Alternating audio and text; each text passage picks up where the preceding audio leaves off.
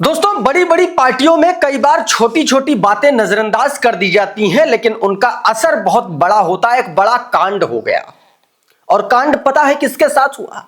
इस देश के सबसे बड़े जिल्लेलाही यानी कि प्रधानमंत्री नरेंद्र मोदी के साथ हुआ। नरेंद्र मोदी का एक संबोधन था, और उस संबोधन में नरेंद्र मोदी के साथ कथित तौर पर भाजपाइयों ने ही, भाजपा के एक बड़े गुट ने उत्तर प्रदेश में एक ऐसा कांड कर दिया जिसको लेकर के अब बिलबिलाहट पैदा है, छटपटाहट पैदा है दिल्ली तक। पूरा मामला मैं बताऊंगा, आपको बताऊंगा कि किस तरीके से नरेंद्र मोदी की भरी जनसभा में किरकिरी हुई है, और किरकिरी कराने वाले कौन? गुटबाजी करने वाले उत्तर प्रदेश के बड़े नेता। बताऊंगा, अभी पूरी कहानी में विस्तार से बताने जा रहा हूं। आपको बताऊंगा कि कैसे गुटबाजी का आलम यह है कि शंकराचार्य वाले मामले में खुलेआम एक हिस्ट्री शीटर, जिसकी शिकायत पर शंकराचार्य पर मुकदमा दर्ज हुआ, वो हिस्ट्री शीटर खुलेआम अब डिप्टी सीएम को लेकर के कह रहा कि डिप्टी सीएम के इशारे पर शंकराचार्य ने जो है योगी आदित्यनाथ को लेकर या सरकार के खिलाफ षड्यंत्र रचा। यानी कि इधर भी भारतीय जनता पार्टी की आपसी सिरफुटौल अपने चरम पर है। उस खबर को लेकर के भी बताऊंगा, और कैसे गोदी मीडिया सुपारी मीडिया बन चुका है। सुपारी मीडिया मैं क्यों कह रहा हूं? क्योंकि गोदी मीडिया जिसका काम है सवाल करना, वो सरेंडर है। जो कहा गया वही किया, पूरा का पूरा स्क्रिप्टेड ड्रामा रचा गया शंकराचार्य को लेकर के। उसका पोल खोल मैं आपको दिखाऊंगा, और कैसे यह पूरा गेम रचा गया इसको लेकर के एक एक्सक्लूसिव इंटरव्यू किया अभिषेक उपाध्याय ने। उसकी एक छोटी सी क्लिप मैं आपको दिखाने की कोशिश करूंगा। और उत्तराखंड के मुख्यमंत्री पुष्कर सिंह धामी ने एक बार फिर से जहर उगला है। क्या कहा है सरेआम मंच से, वो तस्वीरें मैं आपको दिखलाने की कोशिश करूंगा। बहुत सारी खबरें इसके अलावा भी हैं, सब कुछ दिखाऊंगा। लेकिन सबसे पहले हिंदुस्तान देश का जाना माना अखबार, और इसकी खबर आप पढ़ लीजिए। जनसभा में लोगों के चले जाने के मामले ने पकड़ा तूल। अब मैं आपको बताता हूं। यमुना सिटी के सेमीकंडक्टर इकाई के शिलान्यास कार्यक्रम में जनसभा के दौरान जो है जनसभा थी, यह 21 फरवरी का मामला है दोस्तों। 21 फरवरी को नोएडा में मुख्यमंत्री योगी आदित्यनाथ का कार्यक्रम था। वो आए थे और प्रधानमंत्री नरेंद्र मोदी वर्चुअल तरीके से, मतलब डिजिटली जुड़े हुए थे। सेमी कंडक्टर यूनिट का शिलान्यास हुआ था इस दिन, और इसी मौके पर पीएम और सीएम दोनों लोग जुटे थे। अब कार्यक्रम में जो लोग आए, उन्होंने दोस्तों, कुछ लोग जो ऐसे थे, उसमें से तमाम सारे ऐसे लोग थे जो प्रधानमंत्री के संबोधन से ठीक पहले उठ करके मंच से चले गए। मंच से उनको बुलाया जाता रहा कि बैठ जाओ बैठ जाओ, रुक जाओ, नहीं रुके। अब इस मामले को लेकर के भारतीय जनता पार्टी के एक बड़े नेता ने दिल्ली को एक चिट्ठी लिखी है, जिसमें यह बताया गया कि यह जानबूझकर प्रधानमंत्री के खिलाफ एक साजिश रची गई और जांच की मांग की है। और यह भी इसमें दावा किया गया है कि ऐसा ही कारनामा, ऐसा ही कांड प्रधानमंत्री के साथ नोएडा में एयरपोर्ट का जो उद्घाटन है उस दौरान भी होने की आशंका जताई। इस पूरी खबर में यह बताया गया। अब आप ये समझिए कि उत्तर प्रदेश में मुख्यमंत्री के रहते हुए प्रधानमंत्री के खिलाफ अगर इतना बड़ा कांड हो जाता है, तो फिर जिम्मेदारी किसकी होगी? और आप सहज अंदाजा लगा सकते हैं कि इस पूरी की पूरी साजिश में कौन लोग हो सकते हैं। उत्तर प्रदेश में जिस तरीके से सियासी उठापटक चल रहा है, सीएम वर्सेस डिप्टी सीएम, और खबरें ये भी आती हैं कि दिल्ली वर्सेस उत्तर प्रदेश, यानी कि सब कुछ ठीक नहीं चल रहा। और प्रधानमंत्री नरेंद्र मोदी की बेइज्जती भारतीय जनता पार्टी के नेताओं ने ही कराई। ऐसी भयंकर बेइज्जती आप देख लीजिए कि लगभग 12-13 सालों में प्रधानमंत्री नरेंद्र मोदी की कभी नहीं हुई होगी, वो भी भाजपा ने कराई। अब एक और भारतीय जनता पार्टी के भीतर गुटबाजी का एक और आपको ताजा उदाहरण देता हूं। जरा इस हिस्ट्री शीटर गुंडे का एक बार बयान सुनिए। डिप्टी सीएम प्रदर्शन करने में, उनकी कॉल डिटेल की जांच में और इंटरनेट की बातों में साफ साफ दिख रहा है कि उन्होंने कहा है अभी मुक्तेश्वर आनंद को कि आप धरने पे बैठो और आप जब मैं आऊंगा तो जब भी पानी पीना और जब भी धरना समाप्त करना। इसका घर में इनकार है तो डिप्टी सीएम बिल्कुल बिल्कुल, ये सब चाल है कुर्सी हथियाने के लिए। डिप्टी सीएम का नाम जल्दी ओपन होगा। विभीषण है क्या वो? जी हाँ, इस डिप्टी सीएम ने कहा कि धरने पर बैठो, जब मैं आऊंगा तब आप धरना खत्म करना। ये डिप्टी सीएम ने कहा। कौन डिप्टी सीएम है? ये आशुतोष पांडे नाम का गुंडा, 2 कौड़ी का सड़क छाप आदमी, जिस पर 22 मुकदमे दर्ज हैं, जिस पर सरकार आंख बंद करके इस वक्त भरोसा कर रही है, यकीन कर रही है। वो आदमी डिप्टी सीएम का नाम साफ साफ ले रहा है कि डिप्टी सीएम शंकराचार्य से मिले हुए। तो सवाल यह है कि यह मामला सिर्फ पॉक्सो एक्ट का है या सत्ता की कुर्सी का भी है, जो उत्तर प्रदेश में मुख्यमंत्री वर्सेस उप मुख्यमंत्री की एक जंग बन चुका है। क्योंकि आशुतोष पांडे नाम का यह शख्स अचानक से अवतरित होता है। पता नहीं कहां से पैदा हुआ, ये अचानक से शंकराचार्य वाले मामले में पैदा हुआ, इन द सेंस कि अचानक से लाया गया, एक बड़ी कंट्रोवर्सी क्रिएट कराई गई। कायदे से इसकी भी जांच होनी चाहिए। खैर, इस आदमी ने यह कहा, यानी कि डिप्टी सीएम का नाम आया, सिर फुटअव्वल गजब है। और यह बात अखिलेश यादव भी कह रहे हैं। आपकी स्क्रीन पर ट्वीट है, देखिए। बताया कि भाजपा में यह क्या हो रहा है। यूपी के डिप्टी सीएम के नाम सीएम को हटाने की साजिश में आ रहे हैं। यूपी के भाजपाई मंत्री अपनी ही पार्टी की सरकार के छापों पर खुलकर नाराजगी जता रहे हैं। भाजपाइयों का नाम बेहद आपत्तिजनक फाइलों में आ रहा है। इनके आयोजन दुनिया भर में नाक कटा रहे हैं। एक पूरब तो दूसरा पश्चिम जा रहे हैं। भाजपाई एक दूसरे की आर्थिक नाल कटवा रहे हैं। परिषद और वाहिनी भिड़े जा रहे हैं, तथा कथित डबल इंजन आमने सामने टकरा रहे हैं। भाजपाई डिब्बे पटरी छोड़ छोड़कर इधर उधर जा रहे हैं। भाजपा के संगी साथी अपने ही समर्थकों के विरोध से डरे जा रहे हैं। भाजपाई समर्थक भाजपा किसी की सगी नहीं है, यह सोच सोचकर घबरा रहे हैं। भाजपाई मंत्री जिस दिन सजातियों और भी नरम पर विजातियों पर गर्म होते जा रहे हैं। सीधे तौर पर अखिलेश यादव ने यह बात कही। मतलब Bharatiya Janata party Epstein file से लेकर के उत्तर प्रदेश में सिर फुटअव्वल और दिल्ली वर्सेस उत्तर प्रदेश की सिर फुटअव्वल सब कुछ खोल करके रख दिया। अब शंकराचार्य वाले मामले में आज तक के पत्रकार ने एक इंटरव्यू किया। पत्रकार ने जो इंटरव्यू किया उस पर सवाल उठ रहे हैं, और सवाल अभिषेक उपाध्याय ने, पत्रकार हैं वो भी, उन्होंने उठाया। ये देखिए, आज तक के रिपोर्टर हैं आशीष श्रीवास्तव। इन्होंने एक बटुक का इंटरव्यू किया, लेकिन उस इंटरव्यू में जो सवाल आशीष श्रीवास्तव पूछ रहे हैं उस पर उनकी आलोचना इसलिए हो रही है क्योंकि उनको लेकर के ये कहा जा रहा है कि आपने काउंटर क्वेश्चंस क्यों नहीं किए।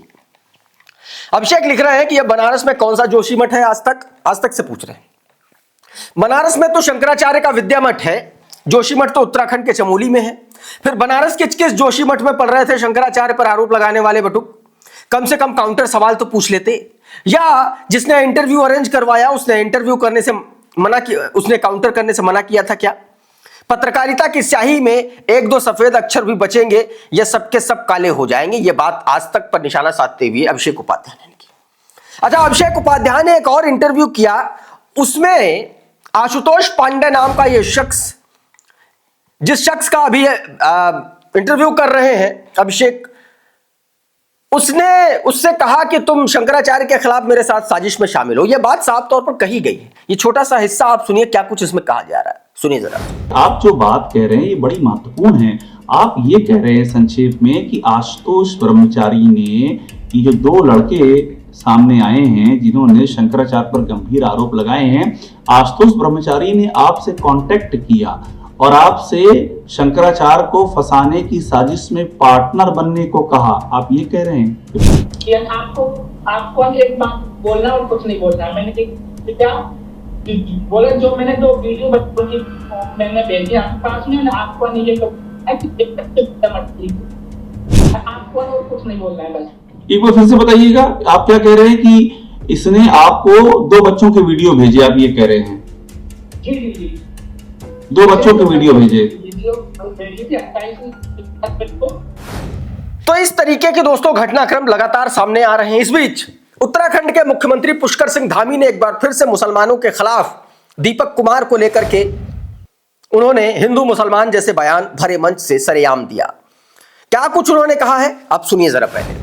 अभी इधर थोड़े दिनों पहले यहीं आपके पड़ोस में यहीं कोटद्वार की घटना है भाइयों बहनों। अब कोई अपने आगे नाम के आगे कुछ भी लगा ले, हमें क्या लेना देना है। अब वो अपने नाम के आगे मोहम्मद लगा लेता है तो उन्हें कांग्रेस पार्टी के युवराज अपने महल में बुलाते हैं और समर्थकों से ऐसे लोगों के लिए इफ्तार पार्टियों का आयोजन करते हैं। भाई कल मुझे भी टेलीविजन वाले पूछ रहे थे, मैंने कहा भाई वो दीपक था तब तक आपने नहीं बुलाया उनको, जैसे ही उसने अपने आगे नाम के आगे मोहम्मद लगा लिया आपने उसको इफ्तार पार्टी के लिए बुला लिया। दयाशंकर मिश्रा लिख रहे हैं कि उत्तराखंड के मुख्यमंत्री दीपक कुमार पर नफरत फेंक रहे हैं, धमकी दे रहे हैं, मजाक उड़ा रहे हैं। अंकिता भंडारी हत्याकांड पर मुख्यमंत्री आज तक 2 शब्द नहीं बोल पाए। मुख्यमंत्रियों के नफरत की रेस में जनता पिस रही है। सोचिए, ये संवैधानिक पद पर बैठे हुए एक शख्स की जहरीली जुबान है। दीपक कुमार ने अपने नाम के आगे मोहम्मद क्या लगाया, नफरती चिंटुओं के आग लग गई, छटपटाहट पैदा हो गई, बिलबिलाहट पैदा हो गई। एक आम आदमी ने आवाज उठाई, सच का साथ दिया उसने, और उसको सम्मानित करने के बजाय उत्तराखंड के नफरती गुंडे, भाजपा की सरकार में पाले गए 2 कौड़ी के सड़क छाप गुंडों ने दीपक कुमार का जीना मुहाल कर दिया। और उसी राज्य का एक मुख्यमंत्री, संवैधानिक पद पर बैठा हुआ एक शख्स दीपक कुमार का मखौल और मजाक उड़ा रहा है। तो क्यों नहीं यह पूछना चाहिए कि जब जिले इलाही ही मजाक उड़ाएंगे तो सड़क छाप गुंडे का हौसला कैसे पस्त होगा, क्यों नहीं उनका हौसला बुलंद होगा, और क्यों नहीं दीपक कुमार जैसे तमाम लोगों को ऐसे पिसने के लिए छोड़ दिया जाएगा। ये सवाल पूछना चाहिए, लेकिन सवाल पूछने वालों को जेल हो जाती है, मुकदमा हो जाता है। उत्तराखंड की एक और तस्वीर दिखाऊं। यह मुख्यमंत्री के अगर इस तरीके से भाषण है तो जमीन पर उत्तराखंड का क्या हाल होगा, उसकी एक जीती जागती तस्वीर मैं भी आपको दिखा देता हूं। जरा ये वीडियो देखिए। ज्वालापुर से हिंदू है मुसलमान है? हिंदू है मुसलमान है? मुसलमान। आधार कार्ड दिखा अपना। अच्छा, आधार कार्ड दिखा अपना। कार्ड तो नहीं है। नहीं है? दोबारा यहाँ दिखाई ना दीजिए, मुसलमानों की एंट्री है, कनकल में अलाउ नहीं है, ध्यान रख लिए। तुझे प्यार से समझा रहा, बजरंग दल से हूँ, राष्ट्रीय महाकाल सेना। दोबारा समझाने का नहीं, ध्यान रखिए। कनकल और हर की पेड़ी के अंदर मुसलमानों की एंट्री नहीं है। यहाँ तुम ये लोहा टीन बेचने के बहाने उल्टे सीधे कर्म करते फिरोगे, यहाँ तुम्हें कोई रोकने वाला नहीं। पागल समझ रखा तुमने मैं हैं? दोबारा दिखाई ना दीजिए, तुझे अभी खाली में समझा के भेज रहा, और दोबारा समझाने का नहीं। मैं ध्यान रख लिया, इस गली के अंदर ये रेड़ा घुसना नहीं चाहिए तेरा। मैं पहले बता रहा तुझे, मुसलमानों की एंट्री बंद है यहाँ। निकलने से लेके लोहे टीन को, नहीं तो तेरे इसे लोहे टीन में बंद करके भेजूंगा तुझे। देखा, एक कोई सड़क छाप गुंडा है, कोई मजबूत आदमी होता तो इसको वहीं पर आधार कार्ड की मुहर इसके गाल पर छाप देता। इसकी क्या हैसियत है किसी से आधार कार्ड मांगने की? क्या हैसियत है? इस आदमी का गुनाह सिर्फ यह है क्योंकि वो मुसलमान है, क्योंकि वो मेहनत से, ईमानदारी से अपना काम करता है, अपना पेट पालता है, रोजी रोटी कमाता है। लेकिन ये चिंटू जिसका प्रश्रय मुख्यमंत्री से मिलता है, और मैं ये बात इसलिए कह रहा हूं क्योंकि सीधे तौर पर सरेआम मंच से जिसका हौसला बढ़ाना चाहिए, उसका मजाक अगर कोई मुख्यमंत्री उड़ाता है तो उसका मोटिवेशन नीचे इन जैसे जाहिलों और सड़क छाप गुंडों तक पहुंचता है, और यही वजह है। अच्छा, इसका इलाज हुआ, इसके खिलाफ मुकदमा दर्ज हो गया है। देखिए जरा क्या कुछ कहा गया है। ये थाने में जाकर के, कनखल थाने में इसकी शिकायत दर्ज कराई। सुनिए जरा पीड़ित ने क्या कहा। क्या घटना हुई? मेरा घटना हुई, मुझे 40 साल हो गए अब तो कनखल में, और मैं फेरी जा रहा था, और परसों की बात है कि मुझे नाम पूछा मेरे से। नाम पूछ के मुझे, मैंने खान मोहम्मद कहा कि उन्होंने कहा कि यहाँ मुसलमान गाड़ना ठीक नहीं है, हरिद्वार में, कनखल में, और मुझे गालियाँ दुप्पड़ बहुत दी, और तुम्हें यहाँ आने की जरूरत नहीं है, और मुझे बहुत कुछ कहा। फिर साहब से मिले? सब, हाँ, साहब से मिले।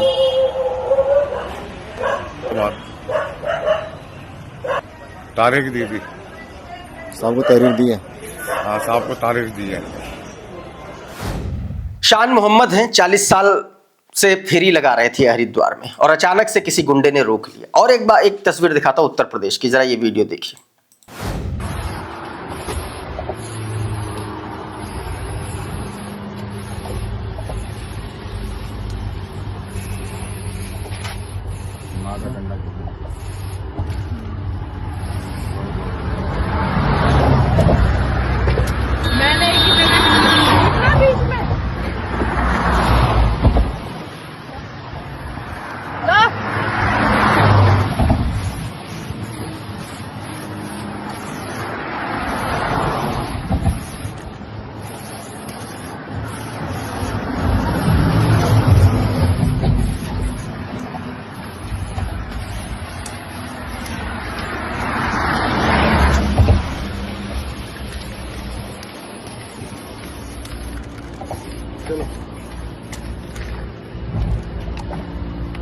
राम। जय श्री यह हिंदू रक्षा दल का कारनामा है। लिखा जा रहा है कि मुसलमानों को इस सड़क पर चलना, नेशनल हाईवे पर चलना मना है और यह हिंदू रक्षा दल के लोगों ने किया, जिसका अध्यक्ष पिंकी चौधरी है। और वो कह रहा है कि ये जिहादी जब टैक्स नहीं देते तो इनका नेशनल हाईवे पर चलने का कोई अधिकार नहीं है। कायदे से पिंकी चौधरी जैसे नफरती चिंटुओं को इतना कायदे से संट करना चाहिए और हमेशा के लिए जेल में डाल देना चाहिए, लेकिन ऐसा होगा नहीं होगा ऐसा, क्योंकि वो भाजपा की नफरत वाली राजनीति को खाद पानी दे रहे हैं। भाजपा का जो नफरती दरख्त है, इसी नफरती खाद पानी से ही आगे बढ़ रहा है, जिसमें मुसलमानों के खिलाफ उकसावे की राजनीति को धीरे धीरे जो है बढ़ाया जा रहा है, ताकि हिंदू जो है जागता रहे, तथाकथित जागता रहे। एक और तस्वीर आपको दिखाऊंगा। अजीम प्रेमजी नाम आपने सुना होगा। एबीवीपी के गुंडे देखिए क्या कर रहे हैं। ये अजीम प्रेमजी यूनिवर्सिटी के बाहर का दृश्य है और ये एबीवीपी के गुंडे हैं। देखिए ये बोर्ड तोड़ रहे हैं, देख लीजिए इनको। 2 कौड़ी के लोग अजीम प्रेमजी सूरज को एक तरीके से दिया दिखा रहे हैं। कौन वो आदमी है पता नहीं। देखिए प्रियांशु कुमार क्या लिख रहे हैं। एबीवीपी के गुंडे कट्टरपंथी मानसिकता के तहत बेंगलुरु में अजीम प्रेमजी विश्वविद्यालय के बोर्ड के साथ तोड़फोड़ कर रहे हैं। क्या ये गुंडे जानते हैं अजीम प्रेमजी कौन है? पद्म भूषण पद्म विभूषण से सम्मानित अजीम प्रेमजी को आईटी क्षेत्र का बादशाह कहा जाता है। 3.5 लाख स्कूलों के साथ मिलकर काम कर रहे हैं। बेंगलुरु, भोपाल, रांची में बड़े विश्वविद्यालय खुलवाए। उच्च शिक्षा के लिए लगभग 40,000 बच्चों का खर्चा उठाते हैं, जो कि अगले वर्ष तक 2 लाख होगा। अपने जीवन में $29 मिलियन लगभग 2.49 लाख करोड़ रुपए का दान कर चुके हैं। और ये गुंडे देखिए, इनकी मानसिकता देखिए। बहुत सारी साथियों इस तरीके के खबरें हैं जिसमें सीधे तौर पर देखे कि हिंदू मुसलमान का एंगल दे करके ये किया जा रहा है। अब एक तस्वीर और दिखाता हूं। अवैध मस्जिदों पर, अवैध मजारों पर, मुसलमानों के घरों पर बुलडोजर चलते आपने देखा होगा, और अब मंदिरों पर बुलडोजर चलने की बारी आ गई है। एक आरटीआई के जवाब में एमसीडी रोहिणी जोन ने लिखित तौर पर बताया कि सिर्फ एक जोन में 229 मंदिर ऐसे हैं जो सरकारी जमीन पर बने हुए हैं। छोटा सा हिस्सा देखिए वीडियो का। आपको आरटीआई का जवाब कहां से आया है? Rohini zone, MCD Rohini zone से। क्या जवाब दिया है उन्होंने? ये सब क्या है? ये जो इलीगल अवैध धार्मिक स्थल हैं, कब्जा करके बनाए गए हैं। ये इतने हैं जी। कितने हैं ये 234 है। 5 मस्जिद हैं इसमें। 234 टोटल अवैध धार्मिक स्थल है। इलीगल स्ट्रक्चर्स में 5 मस्जिद हैं। 5 मस्जिदें, 229 टेम्पल है। 229 टेम्पल हैं। बताइए, आप देख रहे हैं 229 टेम्पल्स हैं सिर्फ रोहिणी जोन में। जो मैं नहीं कह रहा, जो ये नहीं कह रहे सैयद मोहम्मद उमर, बल्कि कौन कह रहा है? ये जवाब आया है एमसीडी की तरफ से। तो दोस्तों अभी के इस वीडियो में बहरहाल इतना ही। बहुत बहुत शुक्रिया, बहुत बहुत धन्यवाद। आप जुड़े रहिए आपके अपने चैनल द लाइव टीवी के साथ। नमस्कार। द लाइव टीवी, सच सबसे आगे।